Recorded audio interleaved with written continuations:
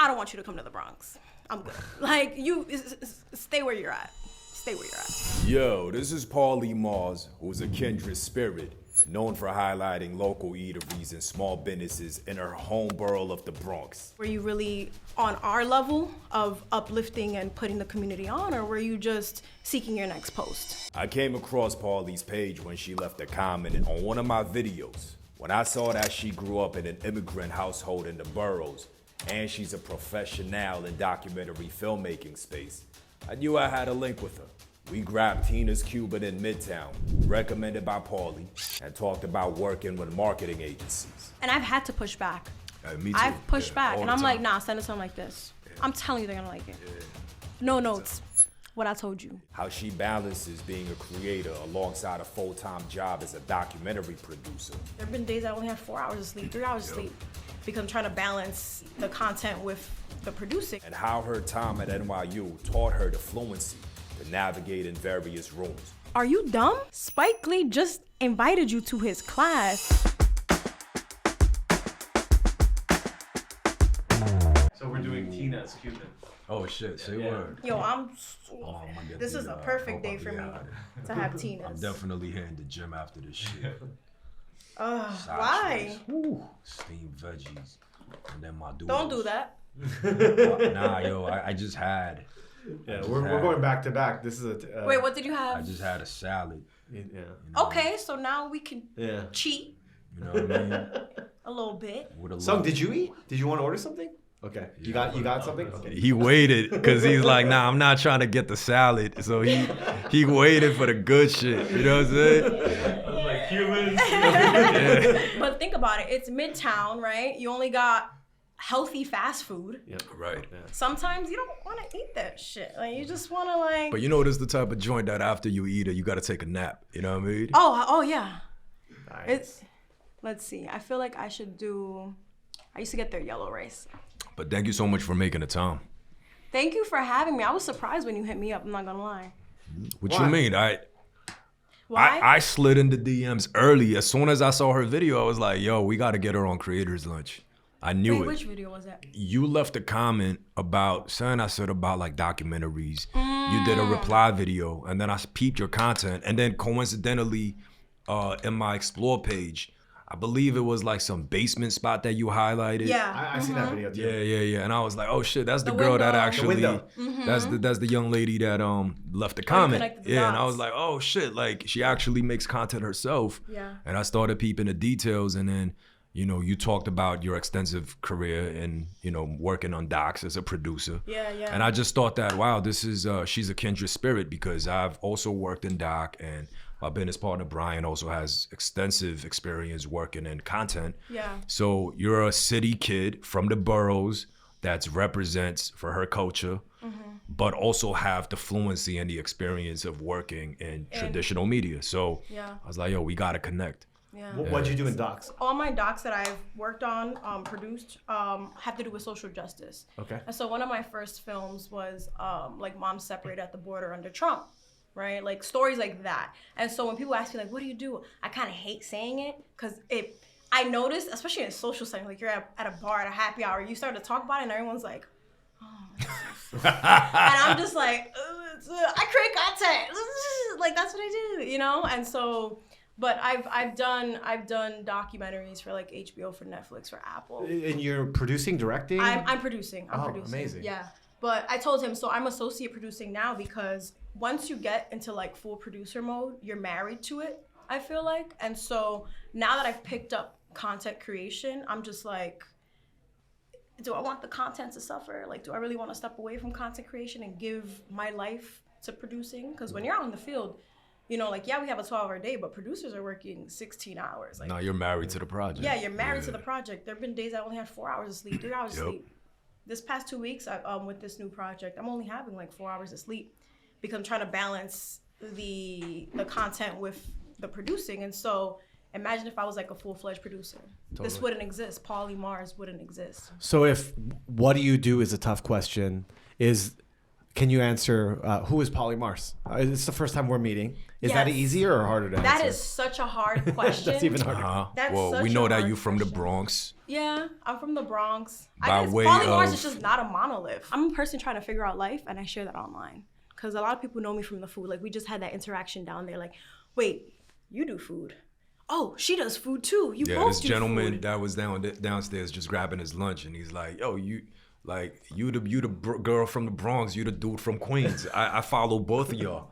You know what I mean? Yeah. But I also do like hair stuff, makeup stuff. You know, I'm taking you to the Dominican hair salon on the block in Mount Vernon. I'm taking you to eat patelitos out of a window, you know, in the Bronx. Yeah. I'm taking that you to seafood get, joint that you hit up with your homie. Mm-hmm. Yeah, that spot look ill. You have to go. Yeah, I gotta check that And out. I get so nervous showing the hidden gems, just because, again, the doc mind comes in, and that, like, I don't want to exploit my community for the sake of the content. Like, if I'm sharing it because I want to fight. I think we can all agree to this, is that gentrification is in New York. The Bronx is the final frontier. It's already happening. I see it happening. And so my thing is like, okay, how do we fight against it? By letting people know about these hidden gems so they can visit, so these owners can, you know, increase their income and whatnot to be able to pay the rent if there's a you know, an uptick in that rent. Like, how can we, like, that's my mind. But then I'm also like, all right, if I do this, am I putting on these developers, these people that, you know, want to come to the Bronx, into our neighborhoods, potentially causing damage on the long term? So I really wrestle with that all the time when I'm kind of posting the food content and the hidden gems. That's around in the beautiful Bronx. that you think that way, and I think it's a complicated, nuanced topic that doesn't have a white or black solution to it. The answer is always in the gray, because Yep. if you didn't highlight that spot, maybe that spot, you know, couldn't have gotten the traffic and the business. But then again, obviously, because you highlighted, and now you're gonna get an influx of people that are not from the neighborhood getting introduced to it. Yeah, it might tickle the fancy of a developer to try to package it in a certain way. And, you know, as members of the community, as content creators, what we could do is do the best that we can, but also have the consciousness of understanding what we're doing. We can't dictate the result. You know what I mean? Once the output is out into the universe, like how that gets construed or misconstrued, Yeah, it's beyond our control at that point. for sure. But, you know, our intention is, yo, we're trying to do it so that we could uplift these small mom and pop businesses that we feel like is underrepresented. Yeah.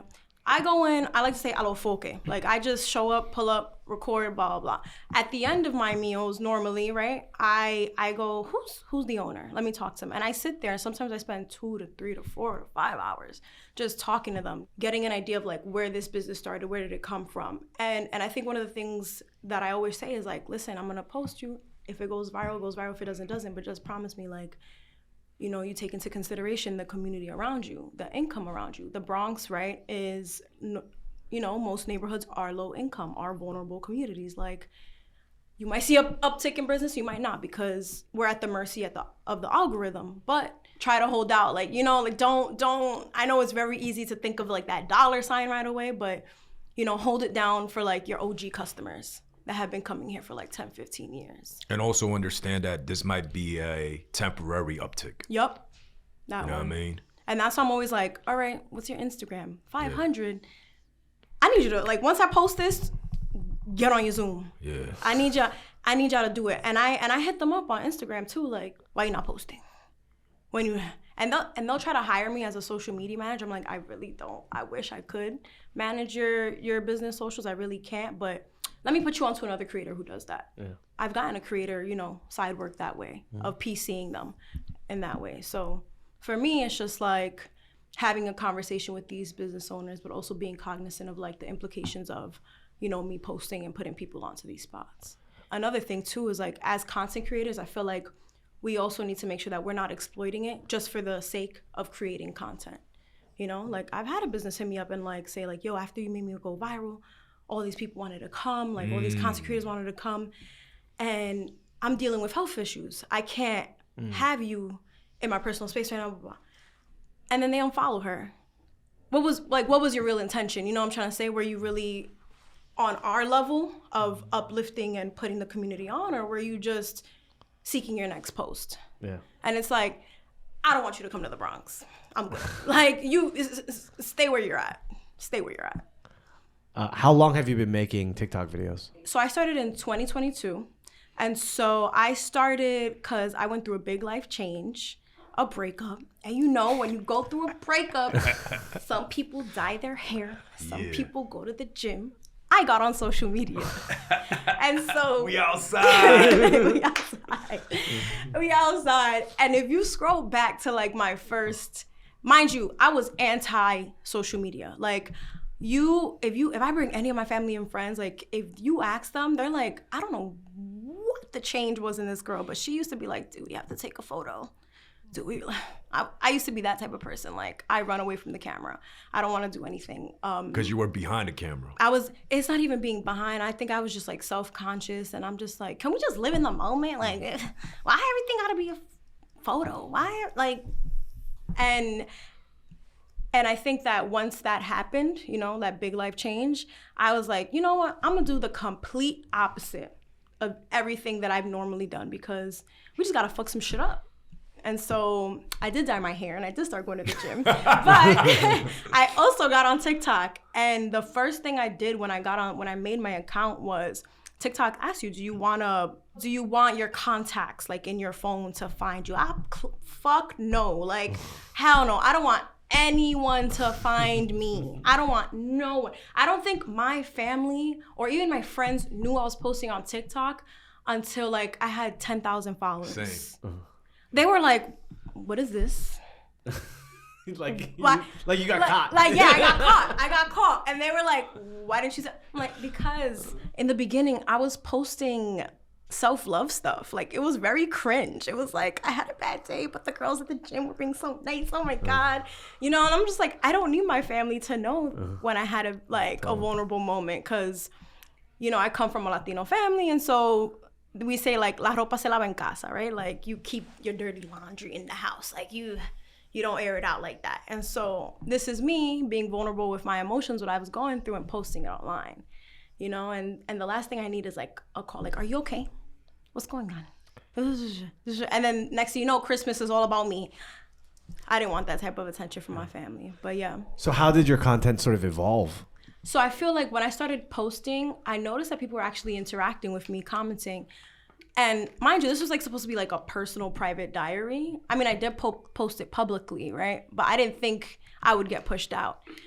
And it just like slowly started growing. Like, and if you notice, it's like, oh, it goes with the self-love stuff. Then I started taking salsa classes. That I think was my first video to hit like 70K. Like, I was like, oh my God. And then I started doing like Dominican content, like just sharing my thoughts and feelings about, you know, certain things in the community, and just making like, you know, like funny little skits and stuff. And so it just kept evolving.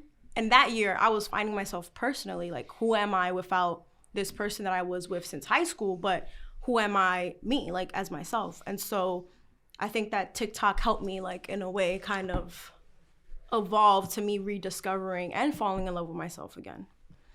And that probably really resonated with people. I mean, what it sounds like to me was you had the security of doing it online to people that you didn't know. Yeah. But it worked so well and resonated so well, because everything you described feels like you were like, yo, I'm going to dance like nobody's watching. Literally. I'm going to dance like no one's watching, and, you know, like whoever likes it, likes it. And so I feel like with that, I was able to build a community. It took me a while to actually digest that, like knowing that I can get people out of their beds, in the shower, get dressed to want to go outside, especially in this cold ass New York weather, you know? And so when I saw that, like that I was pushing people to go outside, to do to test their limits, to try new foods, to try new things, I was like, oh wow, like I actually have something valuable. I'm actually creating something valuable here. When that clicked, like I think 2023, that's when I really took it seriously. How do you split your time right now between making content and work? As soon as work finishes, I'm editing. I'm potentially shooting like right after work. I'm going to sleep at like 12 o'clock in the morning. Is it like 50-50, 60-40? I mean, I feel like I give 80% like to my content. Wow. You know, if I really had to put a number to it. Amazing. You know, and that's like 180 because I'm always giving 100 at my job, you know. Good answer. Good answer. Like it's chaotic, but I found a balance. So do I have a life? No, my life is my content. Yeah, I mean, yeah. But I feel like that's how I'm able to have a life is I feature my family all the time, my friends. Like we're going on adventures together. Like, and they don't mind because they see the vision, they see the goal, they see where it's going, and they have fun because I make it fun, right? Let me ask you this. What is the vision? What is the vision? What do you want to do with I want to this? build an empire. I want to build a Paulie Mars empire. Let's talk about it, yeah. You know, like I wanna be able to own multiple businesses. I want to be able to continue to make myself into a brand. You know what I'm trying to say? Love it. What's your differentiation? What do you mean? Like, so, you know, there's a lot of people that are moguls, you know, and there's a lot of people that are building empires, right? But there's usually a clear value prop and a differentiation between like, all right, cool. Like if I go to Oprah, if I go to The Rock, if I go to at the core of it all, there's a certain like motivation for people that like are gravitated toward that person. What do you think that is right now for you? For me, I think it's the love for my community. You know what I'm trying to say, for the Bronx. I feel like for me, it's just like, you know, whatever I get, I'm giving back out to the community because I understand that things are changing. You know, like growing up in the Bronx is never easy, but it's a lot of fun. As I continue to grow, I want to always have that on the side is like giving back, putting them on. Like, I don't want to do it for the sake of a tax write-off or like, you know, like whatever. I want to do it because it comes from me and from my heart. And you'll see it too. Like, I love my borough. Like it birthed me. Well, my mother birthed me. Sorry, Mom. But you know, like it raised me in a sense, and so I'm appreciative for it because it taught me a lot. If you look at the demographics in your like CMS, right? Like, what do you know about your audience right now? So I would say 80% of it is women. Okay. Which I love. Like, girl, it's giving girly power. Like, women stick together. I love that. It's women. And then I would say almost 40% of them are from the Bronx. And then like 30% of them are from Brooklyn. So majority of them are in New York. Majority of them are in New York. But I even have people from DR following me. Are you of Dominican descent? Yes, I am. Got you. Are the social media platforms that you're using currently TikTok and Instagram? Are you on YouTube as well? Or? I am on YouTube as well. And so I've been trying to grow that recently. I told like my 2024 resolution is to start posting vlogs of my adventures. And so I'm kind of posting like a little content that I filmed last year, but this year I really want to ramp up on the YouTube. It's just another language to learn. Like editing is another curveball. And so I feel like, you know, when you're first starting, it's a little disheartening because you're trying to find that voice. And I feel like I found it with Instagram and TikTok. So now it's just translating that voice to the YouTube audience. And so what I really like about all my different platforms is that who follows me on TikTok probably doesn't follow me on Instagram. I grew those communities separately. The younger crowd follows me on TikTok, you know, the older crowd follows me on Instagram. And I don't know who follows me on YouTube yet, but I know it's a different crowd. I know it is. How many followers do you have on TikTok right now? I think 69,000. And how many followers do you have on Instagram? 70,000. Oh, wow. So you have a bigger audience on Instagram. Yeah. Do you index more into Instagram or? I literally post the same content on both pages. And it's slightly serving a slightly older audience on Instagram and slightly younger on TikTok? I would say TikTok is like 18 to 24, right? And then 25 to, what is that, like 34? Like, and then Instagram, it's the 25 to like 35 group mostly. Yeah. And then the 18 to 20. And then people as old as 45 and even 65 years old are watching. I would say the same about us. Yeah, totally. Yeah. Which I'm surprised. Instagram have an audience with more disposable income, frankly speaking. Yeah. That is true. Yeah. Which is also why they're more experimental about trying out different eateries. You know, they have the bandwidth to do that. But if you're like 13 years old, just scrolling through TikTok, you're trying to find where the cheap eats are. But you're not necessarily trying to venture out to a place where a cuisine that you might not be familiar with. Yeah. You know what I mean? Yeah. And I love that you said I have to learn the language of YouTube. I think that you're going to, two things. I think you're going to do very well on YouTube in that YouTube is, of all the platforms, that's the one where they follow you. I think just catching a vibe from you, like your personal content, and people on whatever platform, they're gonna love following you for you, right? Just by the very nature of how you built your community so far. Does that mean you like me? That means I like you. I got a Brian approval. Yeah.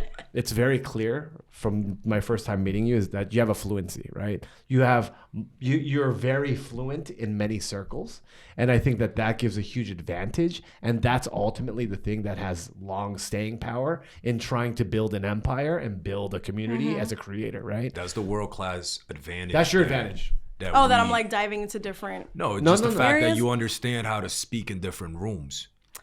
That fluency is not something that everybody has. I gotta thank NYU for that. I think going to college, one in New York City, and going to somewhere that's NYU, which is a PWI. If you don't know what that is a primarily white institution, right? Was honestly a culture shock because I was a commuter student. I couldn't. So funny enough, NYU gave me the most money, right? And so I went to school based on my scholarship. And I was basically virtually going for free, right? And this is like applying to SUNY and CUNYs. They were trying to charge me an arm and a leg, and NYU was like, here, you're smart enough. And so taking the train, and it would take me an hour and a half, just to get to NYU. Which part, are you from the north or the south of the Bronx? I'm Bronx? from the east. Okay. Northeast. Okay. Like middle of the Bronx. Yeah, middle of the Bronx. So it's on the 2 line. Yeah. Okay. I'm on the 2 line. So you're on for a while. It takes you a while to get down. I'm on for a while. And so, going from my neighborhood, and then going into these classrooms, it was such a huge curveball. Right. I had beef with a teacher because, like New Yorkers, we go, nah, but you know what I mean? Or, nah, I get what you're saying with this idea. And she would tell me, stop saying no. Why are you questioning my authority with saying no? And I'm just and it just goes to show, oh my God. It just goes to show her lack of fluency. Yeah. I'm not saying no because of no. I'm saying nah, yeah, there's a difference between no and nah, yeah. Exactly. And so she didn't understand that. She didn't care to understand that. And when I tried to explain to her, she had me on the verge of tears. You don't know how frustrating it is when you're really trying your hardest to communicate, to say this is not what I mean. It's just a form of New Yorkian. I don't know, of that type of language. I'm not questioning your authority, which is weird. First of all, you're a white woman, trying to do a power dynamic on me. Okay. But, that you have an array of different types of students in certain classes. Why would you not try to connect them? And I think what killed me is that she was one of those fake woke people. And so it's all right, you're down for the cause, but are you really down for the cause? Are you willing to take that step to understand the communities that you're teaching, that you're potentially teaching? Totally. And she wasn't, and that has stuck with me forever. And that was my freshman year. And so once I had that taste of it, I knew I had a lot of catching up to do. I knew I had to learn how to navigate these spaces. I knew that I can't come in sometimes be yo, what's up? You're he screamed you're to me. He's you're. I'm we're in WeWork in Midtown. Wait, hold on. That stopped me. I'm hi. but that's it's that code switching, and it sucks that we have to do it. But like you said, when you want to build an empire, I hope to eventually get to the point where I can come into spaces and I'm saying you're too, it is what it is. You're gonna deal with it, but sometimes you do have to code switch, and sometimes I don't mind doing it sometimes too, as if I'm going into different communities as well, as a way of respect, I'm checking your temperature, seeing how we could build this, and not taking offense into what you're saying and vice versa. 100%. It's literally fluency, right? Yeah, it's fluency. People think fluency is just about speaking a language, but it's actually understanding and having a certain respect, right? To understand that okay, if I'm in this room, or if I'm in this country, or if I'm in this whatever it might be. Yeah. But I think that's your world-class advantage. So when I asked you earlier about oh, hey, what's going to be the thing that separates you from building an empire just like The Rock, I think you guys have the same fluency. He's able to address the WWE crowd, which, okay, let's put that crowd in a box. And then he's able to do like Ballers, which is on HBO. Yeah. That's about sports. That's going to be another type of crowd. I love that too. I binged the exactly. shit out of it. But then also superhero. Yeah. And he was Maui in Moana. You know what I'm saying? So like talk about fluency, right? Yeah. And that's what you're already doing with your content. It's you taking people on this journey to places that they could not have access to, or even if they did have access to, but they wouldn't have a fluency in. You know what I'm saying? So you're making that, you're teaching while you're learning. And that's longevity. Oh, thank you. Yeah, Fun fact, I studied abroad in Italy. Nice. And that was like another culture shock of Siena? like Where'd you go? In Florence. Florence? Okay. And that was another culture shock in that way of like learning how to navigate European spaces, you know, or more specifically, learning how to squat and use the bathroom with just a hole in the ground. You know about that? You know what I do love though? Oh my God, I'm gonna post this soon, hopefully soon. The bidets. Yeah. I didn't get introduced to a bidet until it's a lifesaver, right? I just got one for Christmas. I was on my family looked at me like, why the girl, have some decorum. Like, unwrap that elsewhere. I mean, my explanation for that is, if you're gonna get shit on your hand, you would wash it, right? Yeah. Again, these little things, you get put onto them and you learn about it, you respect it. You're not like, what? You use that? You know what I'm saying? Yeah. What are some of the other things that I think have contributed to, can you share like, to this overall experience of fluency? So NYU, going to school definitely did it. Growing Studying up in New York. New York. In terms of that fluency, my day job, because I'm going to like KKK town down in Florida. Tell us about your day job. Like, so what do you do right now? Yeah, so I'm a doc producer, and so I produce documentaries. Did you study at Tisch? No, I did not. I did not. I wanted to become a lawyer. What kind of law? I wanted to do civil rights and constitutional law because again, in my back of my mind, I'm like, I want to help people. A lawyer kept it real with me. He said, you're not going to make any money and you're not really going to help anyone. It is what it is. Wow. The legal system is set up to keep things in check, in line. And unfortunately, that is not in line with helping people. May I ask, where does this yearning and this desire of helping come from? I really got to give it up to my mama. Like, I really have to give it up to her. Like, oh my gosh, she's going to kill me. She used to sell jewelry. And she used to lend people money. When they couldn't, especially, like, again, vulnerable communities, migrant communities in the Bronx, right? You have a lot of those. Oh, we lend people money in Korean communities too. Right, the little susu, we have a whole system. Mm-hmm. What's it called, susu? Susu. Yeah, mm-hmm. we call it care.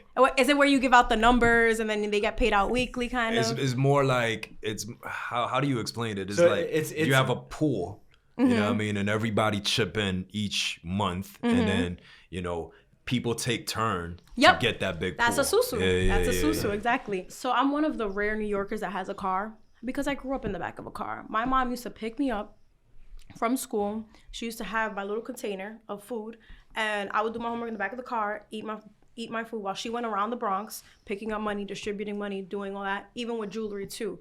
And so for me, it's like... So she was a hustler. Like she was just doing her thing. Yeah, she never slept either. Like she still doesn't sleep. Like it's just in her nature. And so seeing that, and sometimes I used to get pissed, but sometimes like when people would come like to either pick up money or pay her, they would sit in the car and like talk for an hour, 2 hours. My mom would sit there and talk. And I'm like, so you're in the back seat, listening to all of this. Listening to people's problems, listening to like, oh my God, like, you don't know how much this is helping me. You don't know. And I'm just like, I'm a little kid. I want to watch Nickelodeon. I want to watch Cartoon Network at home. And, like sitting in a backseat of a car, like it's comfortable until, a certain time. But now I'm looking back at it, it's just like you learn a lot. Like you start to build an affection towards people, towards strangers. And I feel like that I've been building that, like, and I've never made that connection until you got, this is feeling therapeutic. This is a therapeutic ass podcast. I feel you on that. So my pops was in China studying when I was like in elementary school, and he was he went back to school, right? So he's Korean, but he went back to school in China in his late 30s. So he has like 2 kids, and my mom was there, and he had a bunch of juniors that were younger than him.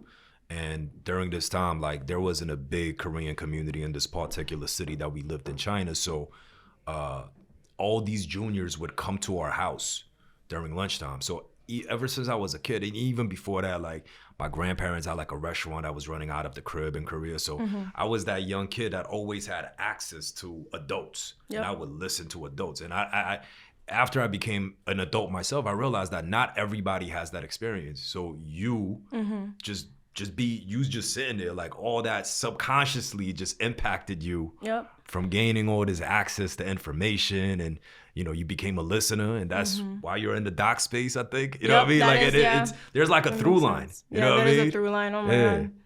And I've never looked back at it, honestly. I'm always moving forward, and I never really sit down to like, why is this and that and the third? Like, and now I'm seeing it full circle. Like, it really. That just means you're getting older and wiser. By the way, you talk about never looking back. Talk about another thing that's very common in immigrant communities. Like, what are you talking about? You're not trying to look back at what was. You just gotta go. You try to survive. What are you talking about? Reflection. Yeah, that's true. You don't carve out a space for. If you carve out a space for like negativity or hurt or struggle, then how are you ever going to get forward? And the other problem is when you move forward, you also don't carve out time for the celebration either. That is true. Yeah, I don't celebrate, and I try not. Because you're always looking forward. Yeah, you're always looking forward, and I think it does that to a detriment, because then I feel like as humans, as we live this life, there's always ways that we can improve ourselves. We are not like, this is not my final form. I know it's not. I have a lot of more growing, and I have a lot of more learning to do. And the way that I can only do that, I feel like, is through introspection, in a certain extent. And so I do, like, now that as I'm getting older and wiser, I do have to make more space for that. And I hope that I do make more space for that, because I should be able to celebrate myself. Like, people come up to me and they're like, oh my God. And I'm just like, I'm just a girl from the Bronx. It still to this day doesn't register, you know? But I do love hearing when someone tells me, like, you made me go outside, you made me go to the gym, you made me. You guys want to eat? Just. I do want to ask, like, first of all, LA to New York, what's going on there?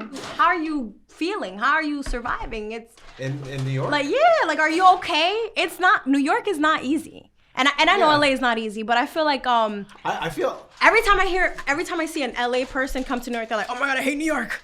I can't stand it. Yeah, for sure. That's the expectation. It again, just to this is the flan? I only ordered a flan because okay. Stop. Tina's. This is a little disrespectful. This is very disrespectful, Tina. Those are people that don't have fluency. I've never felt more at home. Oh, really? Okay, good. And then at New York. My energy is very intense for LA, right? Oh, really? Very intense for LA. Like, looking forward, trying to go. I'm more impatient than him. Like, I'm super impatient, right? Like, I'm very much like, we start a meeting. I know the fluency of being like, oh, hey, how's everyone going? But I'm just like, yo, so what's up? What are we going to talk about? Let's go. So, some people take that offensively. They're just like, well, they don't understand the language. Yeah, they don't understand the language. We're Korean. Korean parents and friends' parents will say the wildest shit to you if you don't understand what's going on. Like, yo, you look fat. You gained a lot of weight since the last time I saw you. And you're like, wait, what? Yo, you look too skinny. You haven't been eating. What? Like, Dominicans do it too. Yeah. Well, that's what I'm saying. Ugh. So if you have fluency in those cultures, then you understand what's going on. You don't take offense to that. They don't do it out of malice. In their eyes, they're doing it out of concern.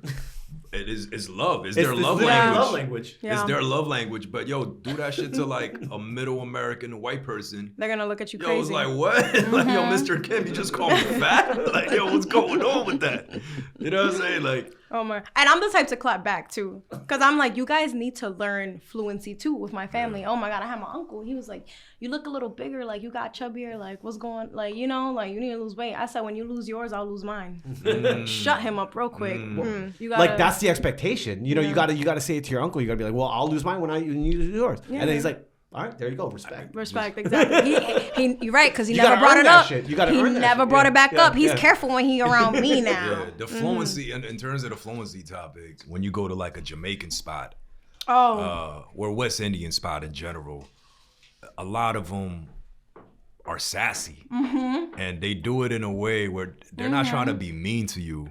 They're just, that's just how they start a conversation. What do you want? We don't got that. Yeah. We don't got that. Yeah, but once you get to know them. What do you have? What do you want? Yeah. You're like, okay. But once you get to know them, you understand that, yo, they're sweet, kind, nice, generous people like everybody else. And but it's just that initial understanding of getting to know each other and understanding how to have that fluency. Once again, that's the process. And to jump off on that, when I made my video recommending Bronx spots to Keith Lee, I got comments.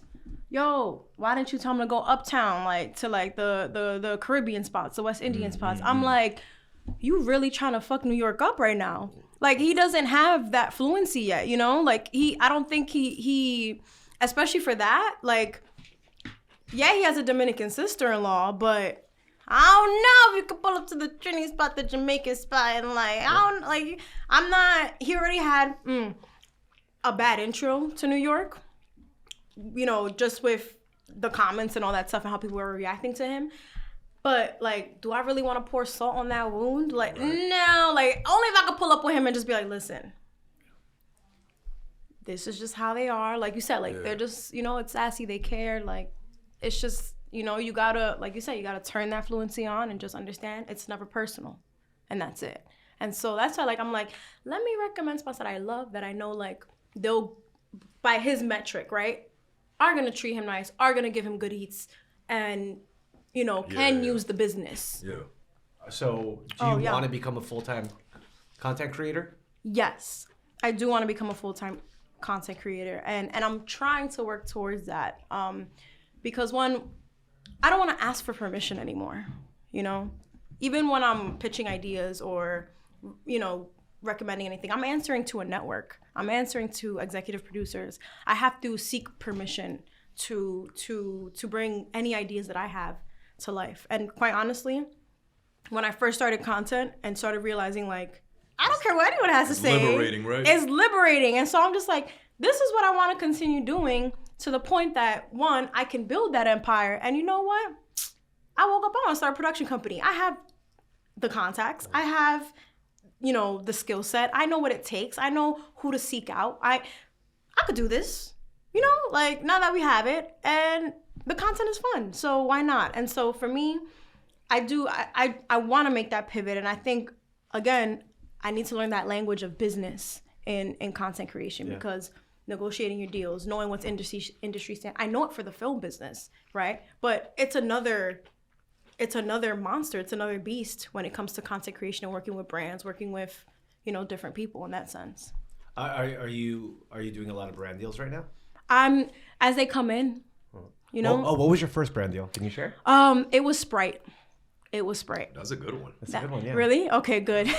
They had me come in and do a taste test where they put the fountain, the bottle, and then and the can, and I had to pick which one is which. And like the agency came up with the concept, and they all I had to do was show up and be me. They hired you as a talent. They hired me as a talent, and I love that. And I think that's also what I want is, like, one, people, if brands do reach out, they reach out because they like me and they like what I bring, and they want me for me. They're not trying to control, like, because I know that some brands are very like, you need to say this, that, and third. You need to hit on these points. It's like, we trust you, right, to like this thing and put it out how you want to put it out to your audience, because we know that you understand your audience. We know we don't want to change you, and so I kind of want to be that content creator. Like, those are the best relationships. Luckily, we've had many instances where it was that, but even within that, you know, brands being brands, they have certain ask and deliverables, and it's when the brand just let us rock, that content usually gets the best ROI, like the best views, the most engagement. And when a brand acts like, yo, we kind of want you to be you, but these are all the points you need to hit. This is the camera angle that you need to use. Can you put in this little copy that we came up with, insert it? The video flops. Yup, that's literally what it is. And I wish I mean? I wish they would understand that as well. Yeah. And I've had to push back. Me too. I've pushed back, and I'm like, nah. nah, send it something like this. Yeah. I'm telling you, they're gonna like it. Yeah. No notes. What I told you. Yeah. Like they sought me out, right? The brand did their research, you know, and probably looked at my page and chose me because of me. Right. Why are you trying to change that? You know, like just let it flow. It's okay. Yeah. It's okay. I get it. You gotta get paid. I gotta get paid too. Right. But like let the content come organically, because like you said, that's when you get the best engagement. That's when you get people actually liking it, commenting, sharing, and it distributing far and wide. Yeah. So your first ever brand deal was, your first ever partnership was you as talent? Like you came in and you did your thing, you performed. Did they also make you post on your channel? Yeah, they did. So they made me post on my TikTok and my Instagram and my story. Okay, as well. But they made the video for you, or you had to shoot and edit it yourself? No, they made the video for me. I just literally had to show up and. And now are you using, I mean, you obviously know how to do all of it because you're a producer. Are you now producing the entire thing? Do they still want to work with you in that capacity? Or is it like, hey, Paulie, we want to work with you. What idea do you have? Come back and just put it on your channel. So it's normally like, we want to work with you. Here's a campaign brief. Do what you want. Cool. And then I'm producing it. Shooting and editing it. And shooting and editing it and things like that. And I'm used to negotiating in the doc space. Like, right, when they go like, we want you to AP, we're going to give you the base rate for an AP. I'm not your new AP. You know what I'm trying to say? Like, I'm a seasoned one. I've been at detention centers. I've been having to deal with police, lawyer. I've been dealing with every type of person. I can get you access. No. Like, I need you to see my worth, and I'm good at communicating it in the film space, but I just need to, again, figure it out in the content creation space of how to put that forward so that these, you know, brands or agencies can see, like, you know what? Yeah, maybe we spent $100,000 on her, but it was $100,000 well spent, you know? And that's how I want these agencies and brands to walk away after working with me. I think that's the goal. It's like, because I also see, like, I don't know if you're into Reddit. I low-key like Reddit a lot, like the anonymous, like where people get to go on there anonymously and like share their experiences in the content creation space. And it's like, damn, we spent $100,000 on that creator and it was a nightmare. Is there a good subreddit for this specifically? Because I'm not on there like that. I'll send it to you. I'll send it to you. I'll find it out and put it in the group chat. And that's how kind of like my way of learning too, of like what other creators are getting paid, but also what it looks like behind the scenes on their side, right? Because I think knowing someone who works on that side would prove very valuable to me personally, you know? But also because whoever works with me, I want them to walk away feeling good about it. You know, I don't want them to walk away like, I hate Paulie, she's so difficult to work with. No, like and I've learned that on film sets, sometimes you're working 12 hours with someone. Why would you want to make that a miserable time? Yeah. You know, like you're doing a month-long stint in middle of nowhere, working 12-hour days. Yeah. Why, like, you know, like, why wouldn't you want to be a good person to work with? Why would you? And I feel like the highest compliment I get, and normally it comes from crew, is like, I actually like you as a producer. Because producers get bad reps. 100%. Because they're the ones that have to say the things that other people don't want to say. I get it. You have to speak truth, but you don't have to be cruel. And that's always my thing. Like, even in speaking my truth and visiting these restaurants, giving feedback or anything, I never try to be malicious. I never try to be cruel. I understand that you can deliver your truth in a way that doesn't offend anyone, that doesn't hurt feelings, that, you know, like have some humility, you know, and that's what I always think when I'm talking to people. So having said that, is there anything that we could do to help? Like anything you want to ask us? What do you see in talking with me? Because I like to flip it. Where do you see the gaps? I think the gap is just in experience. I think you'll go. I think you have all the things. I don't say this often, but I think you have the criteria. He doesn't say it as often. Yeah, I think you have the criteria to go. Number one, your fluency. Number two, your clear curiosity and your ambition. The fact that you're on a subreddit trying to figure out what rates other people are getting, that's good. I think where you lack right now is probably just access to more information, higher signal people, right? Mm-hmm. People to say like, We're open book. So your rates, great. That for someone starting out with no experience, fantastic. I'll tell you with similar numbers, we're probably asking for 4 times that minimum right off the bat, because there's a certain fluency where I'm like, yo, I owned or used to work at the companies that were media companies. I know exactly what those campaigns are. First of all, you're not treating us like talent. You're treating us as a producer, someone that's producing the content, ideating the content, and distributing the content. Right there, you're already changing the conversation because you're speaking a different language to them than someone that's like, oh shit, you're gonna pay me to be in a fucking video? Like, you already know, like the conversation is different, right? So that's just experience. That's like, you just get that shit from being old and from being in this shit, right? Like, so I know we don't have much time, but like, how else can we be helpful? Are there any specific things that, like, what do you think you need right now? On the base form, someone who's willing to teach me that, right? Someone who's willing.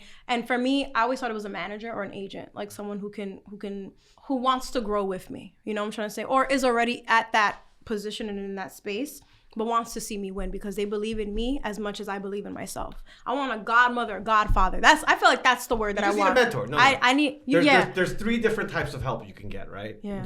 One of my mentors told me this. You could get a mentor, you could get a coach, or you could get a therapist. Right? Mm-hmm. A mentor should have a very specific skill set of something that you're trying to accomplish. If you're a content creator, reach out to a content creator that literally did the deals that you want to do or grew the business that you want to do. If you're a real estate person, don't try to get a technologist as your mentor. Get a real estate person as and even in real estate, don't get a real estate agent if you're trying to get into development, right? Get the very specific thing because that mentor can be very prescriptive in what they're providing you, right? The second one is a coach. They're very prescriptive, but in a very specific, narrow way, right? Mm-hmm. That's not necessarily like something that they've done before, but they know specifically to like, hey, your meal plan, you're this, you're this, you're this. They know the plan and they can provide a plan for you. Therapist, they're not supposed to be prescriptive at all. They just help you work out your own shit by asking the questions that you could ask. So right now, I think what you need is a mentor, a content creator mentor that could basically just say like, all right, cool. Like, here are the things that you're trying to do. Here's another thing that's real too. Don't sign with the manager yet. Like the best people at the highest, they always want to give back actually. They'll want to give back. As long as you're real with your time and their time and you show them respect of that time, be like, hey, I reached out to you because of this. And this, I'm being very clear in my ask. Can I get like 1 hour a quarter? Can I get 1 hour a month? Whatever that is, because I'm trying to accomplish this. Here's my background. Here's the steps that I'm doing. They're going to be like, all right, fuck, you're serious? I fuck with you. Yeah. They're not going to charge you money. They're not going to want a percentage off. If anything, they should want to pay that shit forward. And most of the most successful people do that if you come correct. And we're not the most successful people, but we do that. Yeah, we do a lot of it. I mean, how do you choose those mentors? Mentees? Or mentees, yeah. The first thing that I look for, and I think you could agree, is diligence. Mm-hmm. You know, it's like, yo, are you putting up shots? Are you doing it consistently? So we have a friend that we used to hop on like weekly calls with that we're not taking any percentage in anything this person is doing. But this motherfucker puts up 2 videos a day no matter what. Former college athlete, you know what I mean? Okay. A running creator. And we caught him when he was at like 70,000 on Instagram. Now he's probably 3 times that or more, I think. And he's become like a formidable voice in that particular vertical within a span of 18 months. That's crazy. And I knew it going in. You know, like, okay, I saw the diligence, and then I hopped on a call. This dude was talking different. He was talking about KPIs. He was talking about, I was like, okay, cool. Like, you understand that this is not just a hobby. This is a job for you. You have burned the sale. Like, this is all you have. Yeah. And then those are like, that's like usually number 2 is like, okay, what kind of fluency do you have? You know, this dude played football, like D1 football. So he's been in different rooms. You know what I mean? As well, yeah. And then the third thing again is just the sauce. And the sauce doesn't come from the sky. Like, you know what I mean? Yeah. There's funny. Like comedian, all-time great funny, and then there's friend funny. A lot of people in this industry where you make content and you know you're a producer, right? Yeah. There's some things when someone walks in a room when you're genuinely with like a star, it just gravitates. Yeah, they're just different. Yeah, they're just different. They're magnetic. Yeah, they're exactly. magnetic. Yeah. I will say though, even if you might not have that magnetism, I think you have that, by the way. Oh, you think I have that? But even if you don't have the magnetism, I think as long as you have qualities 1 and 2, Totally. you will get to a certain level. Yeah. And this isn't a shot to this particular artist. This definitely means it's a shot. I'm scared. Hold on. Clutch my So, pearls. Okay. you know, I came across this, you know who he is, Macklemore. Okay. Yeah. Hardest working artist that I met. You know what I mean? Mm-hmm. Diligence, fluency. But yo, is he the most charismatic? I can't remember a performance. Exactly. So it's yeah. like, yo, like my man is great. And I think it will lead you to success. But I think that like that 0.1% magnetism is not, I don't know if you watch like One Piece or any anime. Yeah. Okay. If you watch One Piece, One Piece, yeah, you know yeah. those people with the haki. Yeah, with the hockey. Yeah. It's like it's Levels, a chosen few. You You know? know what I mean? It is. It is a chosen few. Oh my God. Wait, how are you caught up? I'm caught up. Yeah. You're caught up. I have like five episodes, and then in the manga I'm caught up. All right, wait, real quick. Who's your favorite character? I feel like the people want to know. My favorite character, I think, is Sanji. Sanji? Yeah. Okay. I know it's a little left field. That sounds No. disappointing. I don't even know the show. No. Okay. Okay. I'm trying to No, be it's respectful. interesting. No, I like Law. Yeah. That's left field. I feel like Law, because yeah. they're like, wait, not even the cork Law. Yeah. I do have a question though. Yes, I do have please. a question, Jakey. Like, I feel like everyone wants to know, right? But what's up with that fake New York accent? Like, the haters want to know. This is all AI, by the way. This isn't even like, this isn't just me. Like, I have somebody behind me typing it in. I'm just a robot. You know what's funny too? I feel like I've gotten that, right, from people not from New York. What, people asking you? Of like, why you talking like that? Like, why? That's not how you really talk, you know? Because they don't. I noticed this too. Is that when I go to the South or just anywhere in the United States outside of New York, there's not an understanding that we live amongst each other, and I feel like those communities, you know, Black, Hispanic, you know, whatever, are more segregated. So when they see me or whatever, they think we're putting on a Black accent. Right. And Because you're like light-skinned, Dominican. Right, okay, And it's like, it's not that. It's right.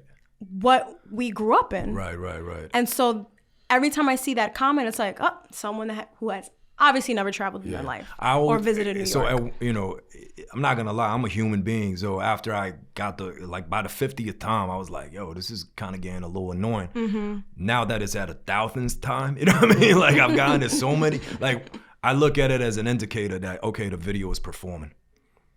I look at it as a good thing because I'm like, oh, yo, the algo is hitting a new demographic. Yep. So as soon as I see that comment, yo, why you talk like that? Yo, that's not how you really talk. Yo, I want to hear your real voice. I'm like, okay, cool. Like we the video is moving. It's moving. Yeah. And can I share an anecdote with that? I learned that, right, about like different areas of the United States and stuff from Spike Lee. When I was in NYU and I was taking producing classes in Tisch, that's how I kind of got through into film. I was rushing to my class. And I took the stairs. Boom, boom, boom. I get to like either the 8th or the 9th floor and I burst out. And then I'm like, oh my God, I gotta go to class. And he goes, where you going? I look at him like, who? First of all, you the same height as me. Like, who is talking to me like that? Yeah. And I'm like, I'm going to my class. Uh-huh. And then I forget what it was, but I don't know. I guess like I felt like he was G-checking me. So I'm like, and I'm from the Bronx. Oh, he's like, and then I took him aback a little bit and he's like, oh, from the Boogie Down. Okay. And he goes, you know who I am? And I'm like, of course I know who you are. Like, what type of thing? Yeah. Like, you just try to G-check me. I'm letting you know what's up. Like, you know, I'm letting you know where I'm from. And he invites me to his class. He teaches master students. He invites me to his class. And I'm like, nah, I got class at that time. He walks away and I'm like, are you dumb? Like, Spike Lee just invited you to his class. And I'm like, yo, where's your class at? What time? Ooh, and he tells me, and I skipped class. I didn't care. Yeah. I skipped class and I sat and the thing is that man is ruthless. That man don't play games. You ask a question he deems dumb, stupid question, next question. No hesitation. Yeah. And so in my mind, I'm like, I'm seeing how he's interacting with me. I'm like, I want him to remember me. And he probably doesn't, whatever. But I want to ask a good question that's gonna like light up his world. Right. And I don't know if you've seen She's Gotta Have It. Yeah. I asked him why you made Mars Latino. Right. And that blew, like, I'd never seen that man smile so quickly, because normally, like, he's, you know, and he gave that explanation, because when I traveled to different areas, there's not an understanding that, you know, Latinos and African Americans, Caribbeans, whatever background, are living entwined with in New York City, are dealing with over policing, are dealing with all these like things. We shouldn't be, as like you said, minority groups fighting against each other. There's a bigger thing that we need to combat. Right. And I did that to low-key raise awareness, which is why some people took it offense. Like Mars was like, y'all, blah, blah, blah. And it's like, because it does exist here. Yeah. And I know, like, you know, he has that sense of perception of like, this is going to go on Netflix, it's going to be a new audience, like you said, a new demo. Yep. Put him onto game. And I did my job. Like, even the master students were like, yo, that was a really good question. I was like, yeah, thank you. I mean, But as yeah. corny as this sounds, yo, like representation matters, yo. Not It does. for real. It does. I just recently connected with this kid. He's an Ecuadorian Brit. He's Okay. so he talks like the cast from Top Boy, but he speaks fluent Spanish. You know what I mean? Yeah, I saw And- Dominican Brit recently, and that threw me off. I was like, yo, this is fascinating. And Yeah. I'm sure somebody who saw me for the first time or heard me for the first time probably thought the same thing. Mm-hmm. Like, yo, I can't believe this person exists. And that was the great thing about, I look at social media in that light. You know, of course, some people might cast judgment initially, but the fact that we get to introduce not only the community that we love, but ourselves and the existence of, you know, the hybrid Americans that continuously will thrive. We're closing those gaps. And again, I just say that to say, yo, appreciate what you're doing. Thank you. Yeah.